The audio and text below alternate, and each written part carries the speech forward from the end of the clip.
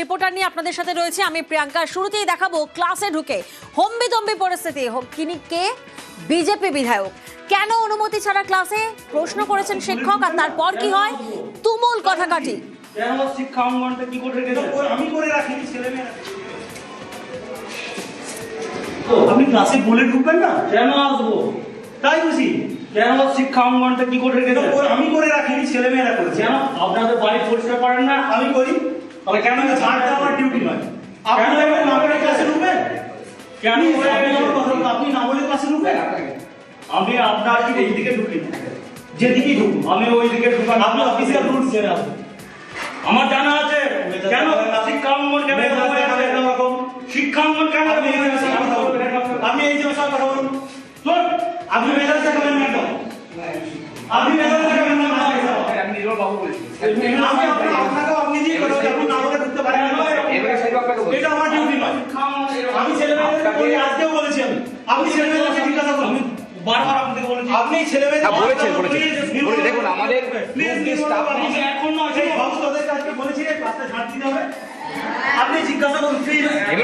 আমি বারবার বলেছি, আমি না ওনাদের সাথে আমার যে ছবি এই মুহূর্তে আপনারা দেখছেন, তুমুল কথা কাটাকাটি বাঁকুড়ার ইন্দাসের হাই স্কুলে। সেখানে হঠাৎই ক্লাসরুমে ঢুকে পড়েন ইন্দাসের বিজেপি বিধায়ক নির্মল ধারার। তারপর ঠিক কি হলো ছবিটা আপনাদের সামনে। দেবব্রত প্রতিনিধি আমাদের সঙ্গে রয়েছেন, সরাসরি দেবব্রত থেকে জানবো। দেবব্রত, এভাবে কি হঠাৎ করে ক্লাসরুমে ঢোকা যায়? সেক্ষেত্রে এই প্রশ্নটাই তো আরো জোরালো হচ্ছে।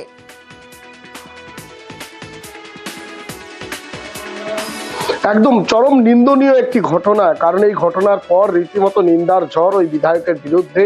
বিধায়ক যখন বিদ্যালয়ে প্রবেশ করে তারপরেই কিন্তু এই ঘটনা ঘটে। তোমাকে জানাবো, ইন্দাসের কুশমুড়ি গ্রামে ওই বিজেপি বিধায়ক নির্মল কুমার ধারার বাড়ি। আজ যখন তিনি তার কর্মসূচির জন্য বাইরে বেরোচ্ছেন, তারপরেই দেখেন বিদ্যালয়ের চত্বরে নোংরা আবর্জনায় ভর্তি রয়েছে।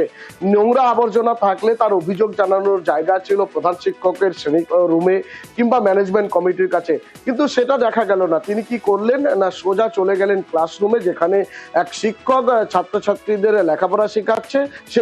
সেখানে গিয়েই ওই শিক্ষককে জিজ্ঞাসা করতে শুরু করে যে ক্লাসরুম কেন নোংরা রয়েছে। তার প্রত্যুত্তরে কিন্তু শিক্ষক জানান যে গ্রুপ ডি কর্মী নেই, সাফাই কর্মী বিদ্যালয়ে নেই, কিন্তু এই সাফাই করতে গেলে ছাত্রছাত্রীদের অর্ডার করা যায় না, অনুরোধ করে ভালোবেসে পরিষ্কার করতে হয় এবং তারা নিজেরাও করেন।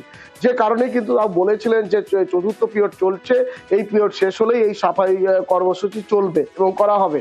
এরপরেই কিন্তু ওই শিক্ষক যখনই বিধায়কের কাছে জানতে চান তিনি বিনা অনুমতিতে কেন বিদ্যালয়ের শ্রেণীকক্ষে প্রবেশ করলেন, এরপরেই রীতিমতো আঙুল উঁচিয়ে ওই শিক্ষককে হম্বিতম্বি দেখানো হয়। তারপরে শুরু হয় তুমুল কথা কাটাকাটি। শিক্ষকের প্রশ্ন শুনেই হম্বিতম্বি বিধায়কের। কি বলছেন শিক্ষক শোনাবো আপনাদের। ব্যাপারটা সত্যি করে বলতে কি খুব লজ্জাজনক আমার কাছে শিক্ষক হিসাবে। আমি এই স্কুলে প্রায় 22 বছর শিক্ষকতা করছি। আমার জীবনে তো এটা ঘটেনি, আশা করব কোনো শিক্ষকের জীবনে এটা না ঘটুক। আমাদের কোনো গ্রুপ ডি নেই, সাফাই কর্মী নেই। আমি বাচ্চাদেরকে দিয়ে, এগুলো তো ধরুন বাচ্চাদের ডিউটি নয়, তাদেরকে আমরা ভালোবেসে করাতে পারি যে বাবা স্কুলটাও তোমার বাড়ি, একটু করো, আমরাও প্রয়োজনে হাত লাগাতে পারি। কিন্তু আমার অপমান তো ছাত্রদের সামনে হলো, এ নিয়ে আমি একটু মর্মাহত। পরে ঝাঁটা দিয়ে নিজেই সাফাই শুরু করেন বিধায়ক। আমি স্কুলে ঢুকে যিনি পড়াচ্ছিলেন মাস্টারমশাই, আমি ওনাকে বললাম যে আপনি যে পড়াচ্ছেন, তা আপনি যেখানে পড়াচ্ছেন সেটাকে মন্দির ভাবুন। কেন এরকম অবস্থা, এত নর্দমা হয়ে আছে, তো গার্বেজ কেন? আপনি বলবেন না, আপনি স্টুডেন্টদেরকে বলবেন না যে এই অবস্থা কেন? আমি তো ওনার সামনে ঢুকি না, এটা পুরো হলঘর ছিল, আমি হলঘরে পেছু দিয়ে আমি অবস্থাটা দেখছি যে কি অবস্থা হয়ে আছে। আর নিশ্চয়ই একটা স্বাভাবিক, যখন আমি ওনার এই সামনে দিয়ে ঢুকতাম ওনাকে নিশ্চয়ই আমার একটা তাকে ইয়ে করা দরকার ছিল। এবং ওনাকে বললাম যে যদি আপনি সেইটা মনে করেন যে আপনাকে ইয়ে করতে, হ্যাঁ সেটা আমি সরি বলেছি, ওনাকে বলেছি ঠিক আছে আমার এটা ভুল হয়েছে। একটা স্কুলের মাস্টারমশাই যখন ক্লাস করেন, আমি যতদূর জানি সেখানে ঢুকতে গেলে তার ন্যূনতম তার পারমিশন লাগে। একদম ছাত্রদের সামনে শিক্ষককে চমকাচ্ছেন, ধমকাচ্ছেন, কারণ বিজেপির দলটা এরকম হুমকি চমকির মধ্যে দিয়ে চলে। আজকে একটা শিক্ষককে অপমান মানে গোটা শিক্ষক সমাজকে অপমান। এটা একটা নির্বোধ অশিক্ষার প্রকাশ। আমরা ধিক্কার জানাই। আজকে 5 বছর তিনি কোথাও যাননি, শুধুমাত্র আজকে নির্বাচন এসেছে বলে নাটকীয় মঞ্চ তৈরি করার জন্য শিক্ষাগণে রাজনীতি করতে গেছে। এটা এলাকার মানুষ বুঝতে পারছে। আর নজর রাখবো এবার ময়নার দিকে। ময়নায় সেখানে গ্রেফতার বিজেপি নেতা, তৃণমূল কর্মীকে মারধরের অভিযোগ। ময়নায় গ্রেফতার বিজেপি নেতা উত্তম সিং। সুজিত প্রতিনিধি আমাদের সঙ্গে রয়েছেন। সুজিত, ঠিক কোন ঘটনার পরিপ্রেক্ষিতে এই গ্রেফতারি?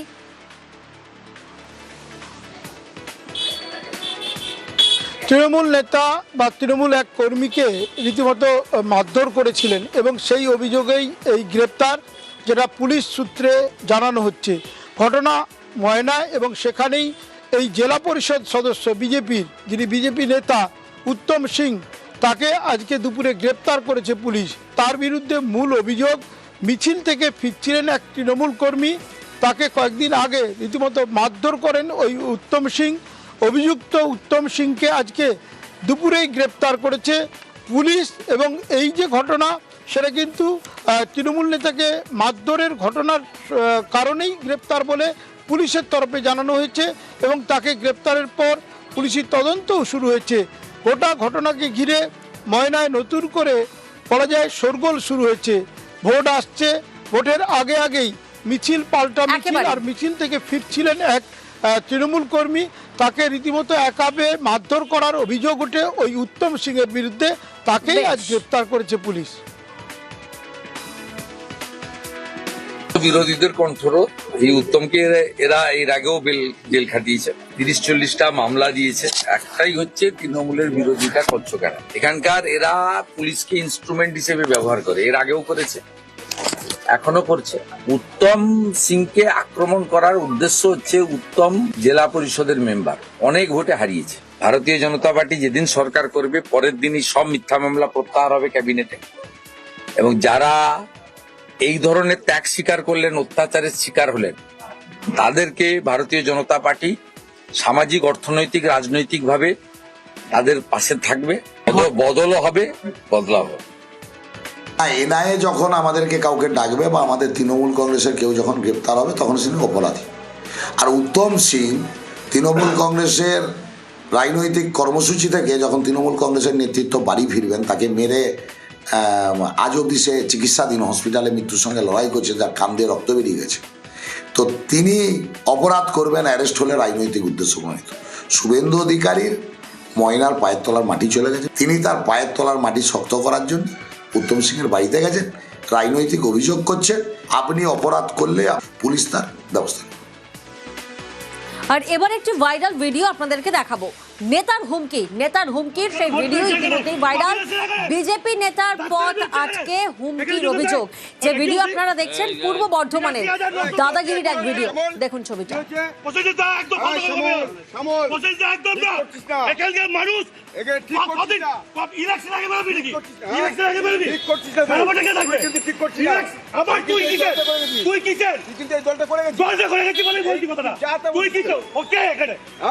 ইলেকশন আগে কি করতে আসবি? ইলেকশন আগে কি করতে আসবি?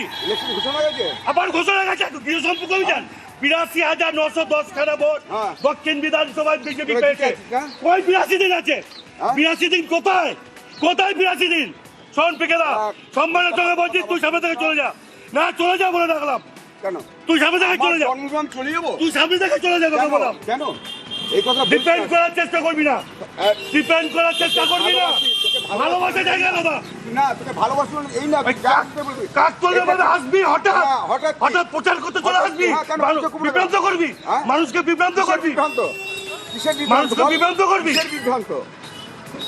গণতান্ত্রিক অধিকার তো সবাই জানে, সবাই জানে। তুই চলে যা এখান থেকে, তুই চলে যায়। ভিডিও কাকে করছিস? শরদিন্দু প্রতিনিধি আমাদের সঙ্গে রয়েছেন, সরাসরি শরদিন্দুর কাছে যাব। শরদিন্দু, পূর্ব বর্ধমানের দাদাগিরির এই ভিডিও ইতিমধ্যেই ভাইরাল হয়েছে। কে এই শ্যামল রায়?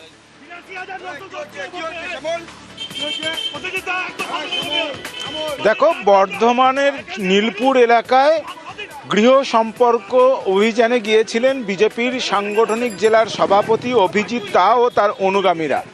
সে সময়ই এই শ্যামল রায় সে পথ আটকায় এবং তাদেরকে হুমকি দেয়। এবং এই শ্যামল রায় হচ্ছে তৃণমূল কংগ্রেসের বর্ধমান শহর কমিটির সহসভাপতি এবং সে বিজেপিতেই ছিল। বিজেপি ছেড়ে কিন্তু কয়েক মাস আগে সে তৃণমূল কংগ্রেসে যোগদান করে এবং বিজেপিতে দলবিরোধী কার্যকলাপের অভিযোগে তাকে সাসপেন্ড করা হয়েছিল। একসময় বিজেপির অন্যতম নেতা ছিলেন এই শ্যামল রায়। সেই শ্যামল রায় তার প্রাক্তন দলের বা ছেড়ে আসা যে দল বিজেপি, সেই বিজেপিরই জেলা সভাপতিকে একেবারে চ্যালেঞ্জের সামনে দাঁড় করিয়ে দিলেন এবং দেখাই যাচ্ছে একেবারে এলাকা ছাড়তে বাধ্য করলেন। এবং বিজেপির সাংগঠনিক জেলার সভাপতি এই যে হুঁশিয়ারি, এই হুমকির সামনে এসে গাড়িতে চেপে চলে গেলেন। অন্য তার অনুগামীরা কিছুক্ষণ শ্যামল রায়ের সঙ্গে তর্কাতর্কির পর তারাও পিছু হটলেন এবং নির্বাচনের নির্ঘণ্ট প্রকাশের আগে এই ঘটনা কিন্তু বিজেপির সাংগঠনিক দুর্বলতার দিকেও আঙুল তুলছে। প্রিয়াঙ্কা, সকাল 10:45 নাগাদ আমাদের সম্মানীয় জেলা সভাপতি অভিজিৎ মহাশয় তার দলীয় কর্মসূচি করে ফিরছিলেন। ঠিক সেই সময় শ্যামল কুমার রায়, বর্তমানে তিনি তৃণমূলের সহসভাপতি যাই হোক আছে, তিনি আমাদের জেলা সভাপতির গাড়ি আটকায় তার দলবল মিলে এবং তাকে প্রাণে মেরে ফেলবার হুমকি দেয়। তারপরে আমাদের বিজেপির যারা কার্যকর্তা আমাদের সম্মানীয় জেলা সভাপতির সঙ্গে ছিল তাদেরকে ধাক্কাধাক্কি করে, তাদেরকে মারধর করে। এসপি সাহেবকে এবং আইসি সাহেবকে দরখাস্ত দিলাম এবং যাতে শ্যামলের নামে এফআইআর হয় এবং শ্যামলের বিরুদ্ধে থানা বড় কোনো পদক্ষেপ নেয়। আমার বিরুদ্ধে এই অভিযোগ মিথ্যা। ওখানকার স্থানীয় মানুষের জনরোষ ছিল। এই যখন তারা প্রচার করছিল, স্থানীয় মানুষরা ঘর থেকে বেরিয়ে এসে প্রশ্ন করে যে আপনারা এতদিন কোথায় ছিলেন। আমরা সেই সময় ওখানে গিয়ে উপস্থিত হই এবং ওই পরিস্থিতিকে সামাল দিই এবং আমরা দু একটা কথা বলে ওনাকে চলে যাওয়ার জন্য আবেদন করি। বিজেপি কর্মীদেরকে ওই পরিবেশ থেকে বাঁচানো হয়েছে। আমরা যদি বাঁচানোটা আমাদের অন্যায় হয় তাহলে অন্যায়। আমরা কিছু এই ঘটনার সঙ্গে আমাদের কোনো জড়িত নেই।